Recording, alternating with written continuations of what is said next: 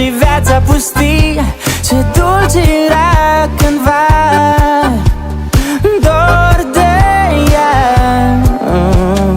Îmi tot apare în vise și în gând. Parcă e soare și parcă e vânt. Azi bună și mâine rea, așa e ea.